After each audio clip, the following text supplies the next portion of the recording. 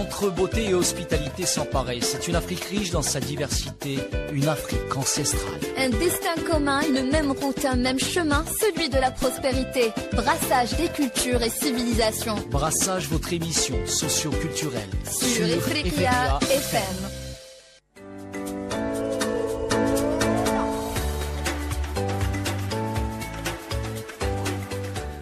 Bienvenue à toutes et à tous dans Brassage. Aujourd'hui, on va voyager à travers des mots, mais pas n'importe lesquels, des proverbes. Vous savez, ces petites phrases toutes simples que nos parents, nos grands-parents glissaient dans une conversation et qui souvent résumaient mieux la vie que de longs discours. Mais aujourd'hui, est-ce qu'on les écoute encore? Est-ce qu'on en comprend toujours le sens? Est-ce qu'ils ont encore leur place dans nos vies ultra connectées?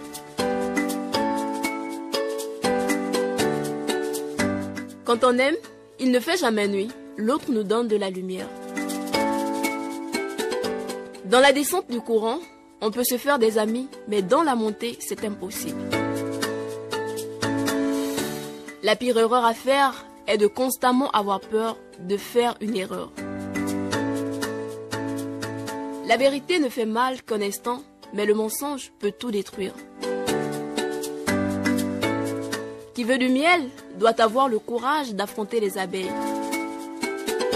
Vouloir quelque chose, mais ne pas essayer, c'est comme vouloir nager et ne pas se mouiller.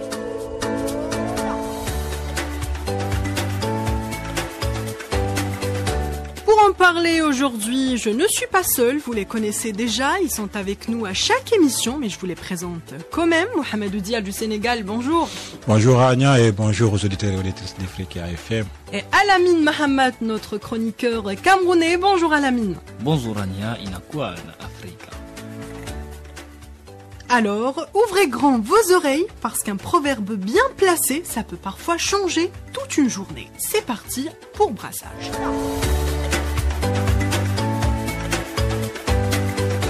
Entre beauté et diversité, Rania et Krassi rassemblent les cœurs. dans Brassage, Sur Ifriqiya FM, la voix africaine.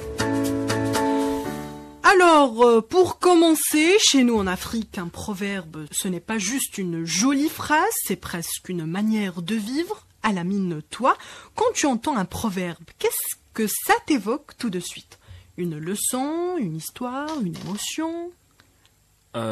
Pour moi, quand j'entends un proverbe, c'est plus une leçon, plus une histoire derrière le proverbe. Parce que chez nous, en Afrique, dans l'éducation, on intègre les proverbes pour que l'enfant comprenne mieux ce qu'il a fait de mal et pour qu'il s'arrange, pour qu'il arrange ce qu'il a fait. C'est-à-dire, on ne va pas te dire avant de faire la faute. On va te dire, quand tu as commis une faute, comment la réparer, comment l'éviter plus tard. Donc les proverbes sont là pour montrer à l'enfant que malgré qu'il a fait une faute, la vie continue, c'est vrai, mais la prochaine fois ne fais pas ça. Et c'est la beauté du proverbe, c'est que la façon d'agencer les mots pour donner un sens, pour donner une leçon à la personne, c'est très magnifique. C'est facile d'éduquer un enfant avec les livres, les cahiers et tout, mais quand tu le prends et tu lui expliques ce qu'il a fait de mal, tu lui dis, par exemple, un simple proverbe comme ça, les goûts et les couleurs ne se discutent pas. Notre proverbe préféré avec Mohamedou, par exemple, quand tu dis ça à quelqu'un, il va comprendre tout de suite que accepte l'autre malgré ses choix, malgré que vous soyez en désaccord. Donc, toi, tu peux avoir ton avis.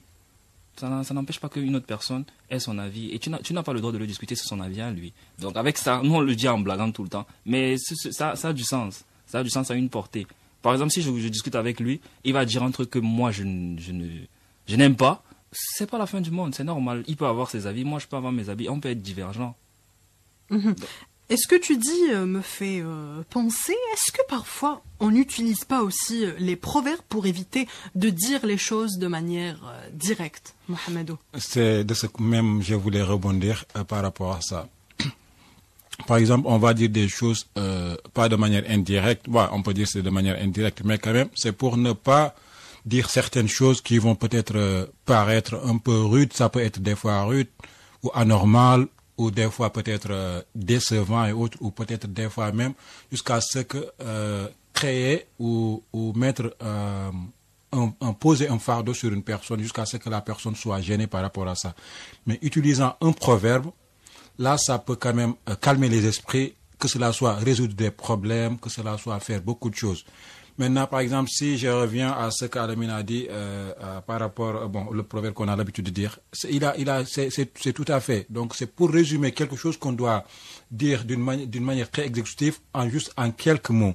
Et c'est très important. Pourquoi? Parce que dans ce milieu que nous sommes, dans ce monde maintenant que nous sommes, nul n'a le monopole de la vérité. Nul ne détient le monopole de la vérité. C'est comme par exemple le chiffre 6 que j'ai l'habitude de donner un exemple, ou 9.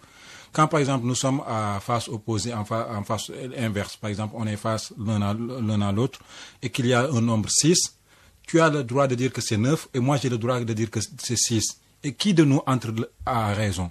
Nous avons tous raison. Donc en utilisant des proverbes, on les utilise pour montrer à que la personne que ceci, j'ai pas tort, mais tu n'as pas forcément raison, mais ça ne peut pas dire qu'également tu as raison sur moi, ou moi que j'ai tort sur toi, ou que j'ai raison sur toi. Donc c'est quelque chose, c'est vraiment, comment on appelle, c'est un parapluie qui englobe beaucoup de choses, qui peut résoudre beaucoup de choses à la fois. Merci Mohamedou. Et toi, Alamine, est-ce que tu sens que dans ta culture aussi, le proverbe, c'est presque une manière élégante de régler les choses ou d'enseigner sans blesser? Bon, tout à fait en fait, parce que quand on était petit, on avait l'habitude surtout pendant les vacances, comme la plupart de nous, on est en ville, pendant les vacances, on part tous au village, on reste là-bas. Et quand on est ensemble, quand on joue avec les autres enfants et tout, et quelque chose arrive, quand on nous rassemble nous tous, la façon dont on règle le problème, on n'indexe pas directement la personne, on essaye de raconter une histoire pour que les enfants comprennent, essayer de comprendre la situation qui s'est passée et comment la résoudre plus facilement sans faire en sorte qu'on dise que toi tu as en tort ou toi tu as en tort. Donc avec les proverbes, dans la situation, dans le contexte dans lequel on était, c'était plus facile de nous éduquer, plus facile de nous faire comprendre ce qu'il y avait à faire et ce qu'il n'y avait pas à faire et comment s'adresser aux autres. Parce que quand les aînés viennent nous parler, la façon dont ils nous parlent, ça t'incite à ton tour, quand tu vas vouloir parler à ton prochain, tu vas essayer, tellement il était classe qu'il parlait, tu vas essayer de faire un peu comme lui. Genre, tu vas essayer de trouver, si par exemple tu as retenu un proverbe qui t'a marqué. Mais le problème avec ça, c'est que quand tu vois un proverbe qui te marque, et j'en discutais hier avec un ami, tu gardes la phrase pendant toute la nuit, tu la répètes. Je vais sortir cette phrase demain à quelqu'un, paf, tu l'oublies. Donc, quand l'occasion se pose pour donner la phrase, ça sort seul. Et juste une petite anecdote, ce dont on parlait hier avec mon pote, il m'a dit quoi? Il m'a dit, ça concernait les femmes. Il m'a dit, je préfère te regretter et travailler que d'être avec toi et perdre mon temps. Quand il a dit ça, j'ai étendu la main tellement dans la situation dans laquelle on était, parce que quand on est toujours entre nous, on parle de tout et de rien, donc on parlait des situations amoureuses avec les femmes et tout. Il a dit, par rapport à la situation qu'il vivait avec la fille, il préfère regretter la fille et travailler sur lui-même que de perdre son temps et rester avec la fille. Et ça dit tout. Et ça dit tout. Tu n'as même pas besoin de dire. Tellement c'était clair. En fait, c'était clair, tellement clair que je lui ai seulement tendu la main. Merci. Ce que je disais, ça règle quand même un conflit ça règle quelque chose vraiment de très exhaustif en quelques justes mots, des choses qui pourraient être dites peut-être en utilisant faire une thèse en ça, mais utiliser juste, c'est vrai quand même, parce avoir un livre, mais un proverbe peut résumer juste un seul livre. Exactement. Ouais. Exactement. Alors, justement, on vit aujourd'hui dans un monde hyper rapide. Les TikTok, les vidéos, les SMS, tout doit aller vite sans réfléchir. Est-ce que vous trouvez que les proverbes ont encore leur place dans cette société où tout doit être immédiat? Mohamedou. Si je peux aider Mohamedou. Oui, Alamine. Je dirais, les proverbes ont leur place parce que, comme Mohamedou l'a dit, le proverbe résume toute la situation, tout le problème, toute la solution. Donc si on met un proverbe dans une situation quelconque, par exemple tu as un petit problème, et on te donne un proverbe qui va te faire comprendre la chose, ça sera plus facile pour toi de comprendre et savoir de quoi il s'agit et qu'est-ce que tu vas faire pour pallier à ton problème, par exemple. Si on te dit, par exemple, on est tout le temps connecté et on est tout le temps sur les écrans, le lien social se perd, machin. Il y a un simple proverbe, la main contient 5 doigts. Et eux tous, ils sont reliés entre eux. Ça veut dire quoi? Si normalement, si je veux comprendre, c'est que tu as besoin des autres pour être quelqu'un. Et tu vas chercher à, peut-être, si tu passes tout ton temps sur ton téléphone, malgré que tu es sur ton téléphone, tu peux jouer avec ton téléphone, avec ton petit frère. Simplement. Donc les proverbes peuvent aider vraiment, surtout les jeunes, à comprendre vraiment l'essence de la vie. Parce que la plupart des proverbes sont sages, ils viennent des aînés, ils viennent des aînés, oui, mais la façon dont eux, ils le transmettent, c'est pour nous faciliter la vie, en fait. Même dans le fait que ce soit de façon orale qu'ils le transmettent. Ça fait en sorte que quand tu comprends directement. Ce n'est pas un écrit où tu es obligé de bûcher pour comprendre. Non. Dès que tu comprends, face à la situation, directement, tu vas savoir de quoi il s'agit et ce que tu dois faire. Donc moi, je dirais, les proverbes peuvent aider encore plus dans notre génération interconnectée où on a besoin de tout à l'instant, là, comme on dit au Cameroun. Mais il faut vraiment qu'on sache quel genre de proverbes utiliser et à quel moment les utiliser. Mohamedou, est-ce que tu trouves que les proverbes ont toujours leur place dans ce monde hyper connecté? Bien sûr, ils ont leur place. Pourquoi? Nous l'avons dit, on le répète aussi.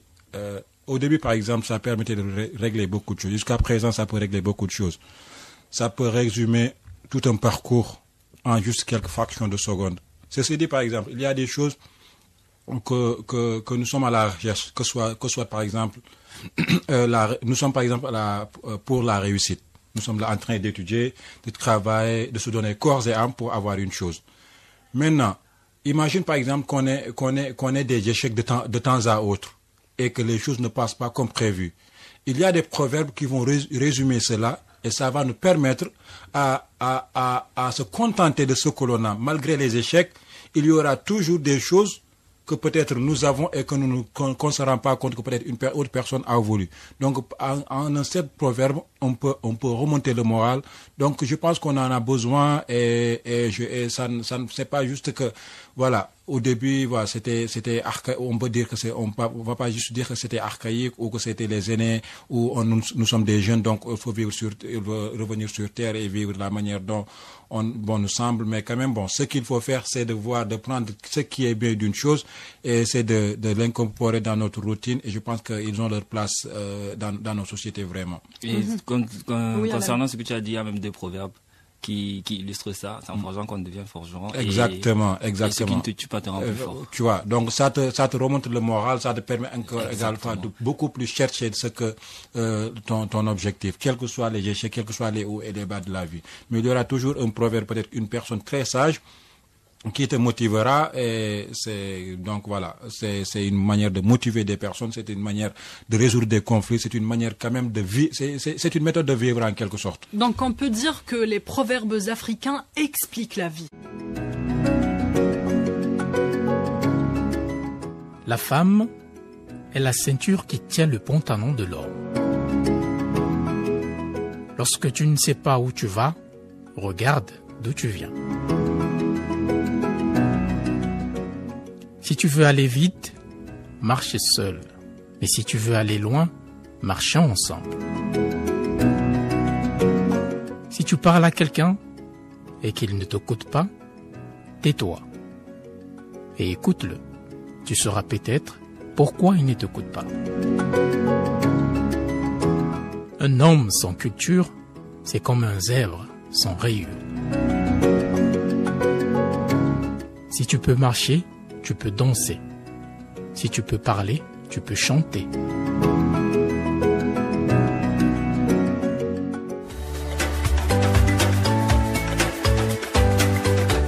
Entre beauté et diversité, Rania Aït Krassi rassemble les cœurs dans Brassage, sur Ifriqiya FM, la voix africaine. Alamine, tu voudrais rebondir? Oui, j'aimerais rebondir sur un fait. Bon, c'est plus une innovation. C'est pas une innovation, c'est un truc artisanal en fait. Il y a un tissu, je ne me rappelle pas si c'est au Bénin ou c'est au Kenya, en Afrique de l'Est, un tissu fabriqué avec les proverbes dessus. genre dans le modèle du tissu, il y a intégré un proverbe ou plusieurs proverbes sur le tissu. Donc la femme, quand elle va faire son pagne, elle va faire son habit, elle va chez le couturier, il va lui faire son habit, tout. Quand elle sort, quand elle marche dans la rue et tout, il y a les proverbes sur son habit.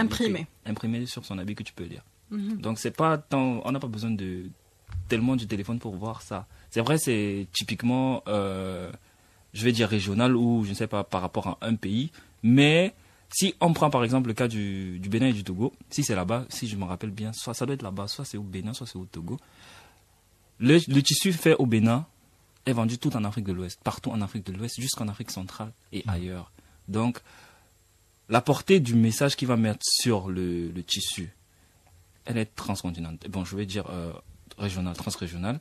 Je ne sais pas si c'est déjà allé en Occident, mais juste avec cela, on n'a plus besoin de téléphone pour connaître les proverbes ou je ne sais pas, un aîné pour nous dire, voilà, le lien ne s'associe pas au cafard.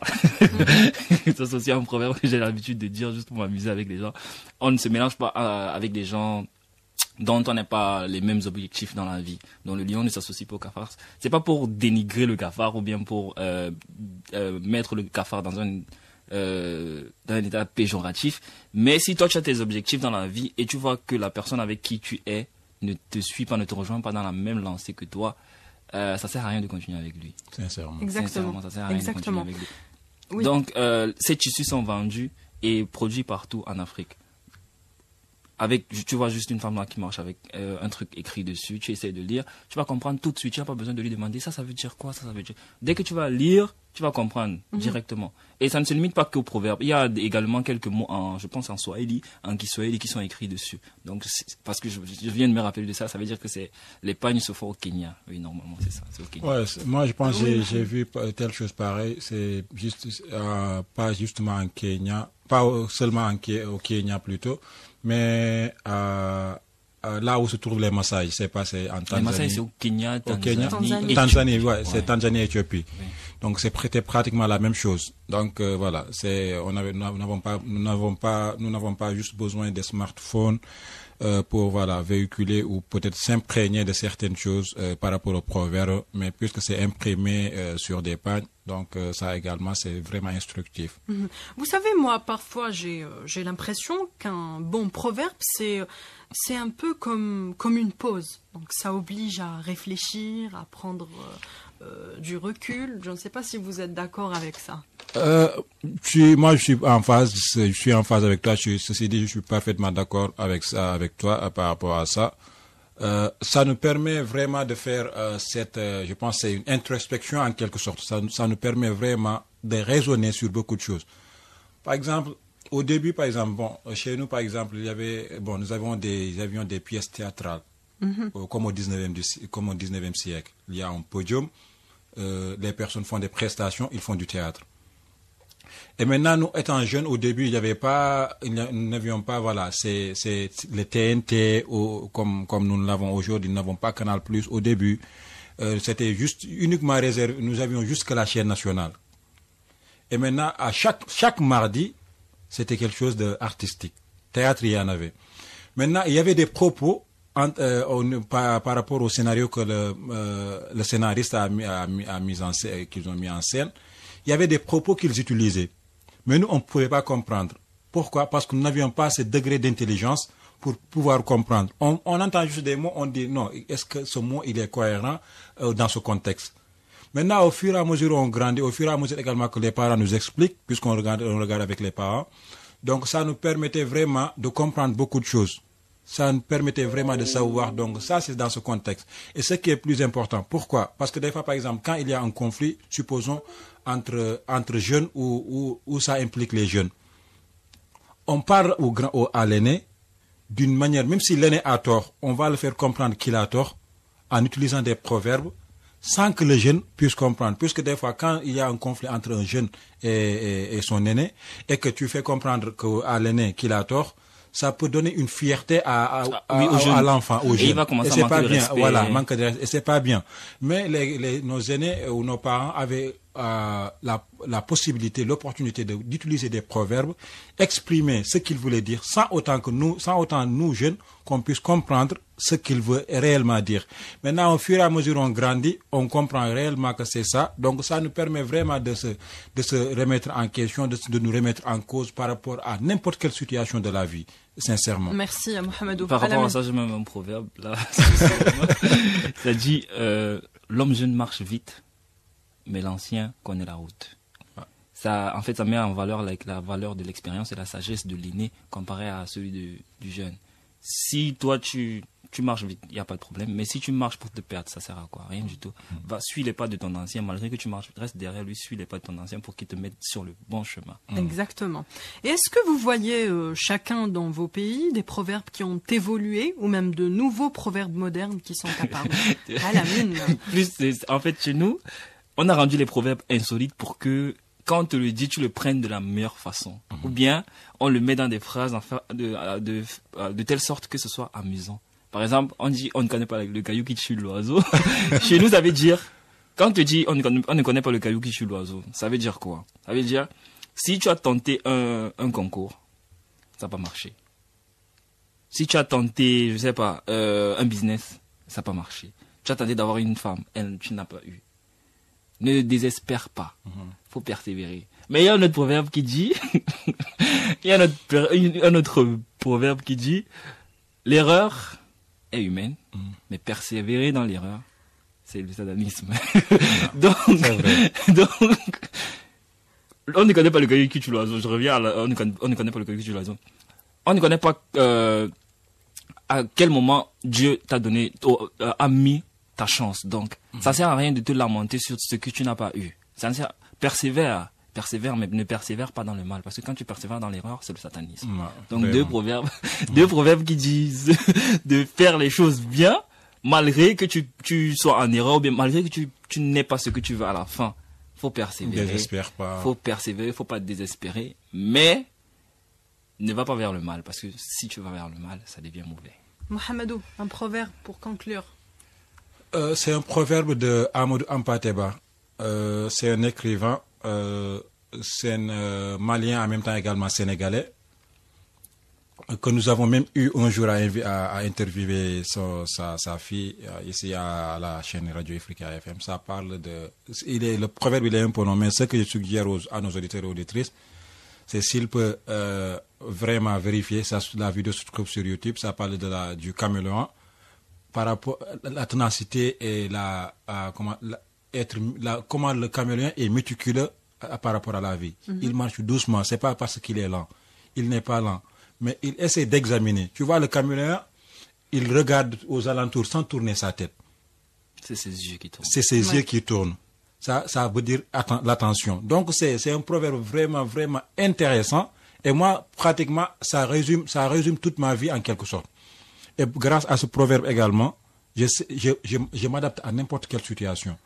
Donc le proverbe, il est un peu long. Donc l'expliquer ici, si on avait assez de temps, j'allais le faire. Mais malheureusement, bon, le temps est un peu limité. Donc merci Mohamedou. Sans te couper, Rania, il y a également Seydou Abacha. Oui. Ça c'est un peul. Il donne les proverbes en peul. Et traduit le proverbe et il donne la signification du proverbe. Il le fait de façon insolite aussi, ça fait rire, mais ça a beaucoup de sens. Beaucoup de sens, beaucoup d'éducation dans ces proverbes. Malgré qu'il le fait de façon... Des comédies stand-up. En fait, il fait de la comédie dans les proverbes africains pour que les gens comprennent ce que ça veut dire. Donc, il y a nous donner un petit exemple. Mohamed peut nous donner en poulard. Ça ande anda. Il nous donne la traduction. Ça ande anda, ça ande andata. Ça veut dire si tu sais que tu ne sais pas, c'est que tu ne sais pas. Mais si tu sais que tu sais, c'est que tu sauras. Merci à vous. Alors, à vous, chers auditeurs, la prochaine fois qu'un ancien vous glisse un proverbe à l'oreille, écoutez-le bien. Il y a peut-être une boussole pour votre chemin. Merci à mes deux chroniqueurs. Merci à Elias Kerbash à la réalisation et à Adel à la barre technique. Et merci à vous, chers auditeurs, qui êtes toujours plus nombreux à nous écouter. On se retrouve très vite pour un nouveau brassage encore plus vivant et plus authentique. Entrer dans la danse des monts oubliés. Les racines parlent dans l'ombre dorée. Chaque phrase un conte, chaque souffle un feu. Bienvenue ici où le proverbe est Dieu. Rythme des âmes sur un tambour ancien, mélodie qui danse dans nos mains. Écoute l'écho qui traverse le vent. Proverbe afro, c'est là où tout prend sens. Des étoiles gravées sur le cœur des griots, des vérités murmurées au bord de l'eau. Chacun sa lumière, chacun son chemin.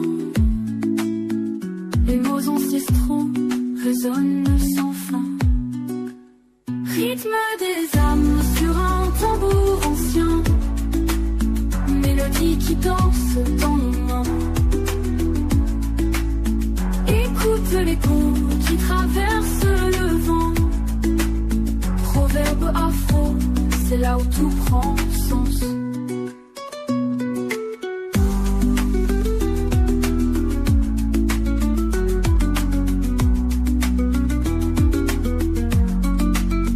Rythme des âmes sur un tambour ancien, mélodie qui danse dans nos mains. Écoute l'écho qui traverse le vent. Proverbe afro, c'est là où tout prend sens. Des étoiles gravées sur le cœur des griots, des vérités murmurées au bord de l'eau. Chacun sa lumière, chacun son chemin. Les mots ancestraux résonnent sans fin. Rythme des âmes sur un tambour ancien, mélodie qui danse dans nos mains. Écoute l'écho qui traverse le vent. Proverbe afro, c'est là où tout prend sens. C'est là où tout prend sens. Sagesse cachée dans le sourire d'un vieillard, éclate comme un verbe dans un poème hasard. Les siècles chuchotent dans nos langages. Ici se noue la vie, ici se partage.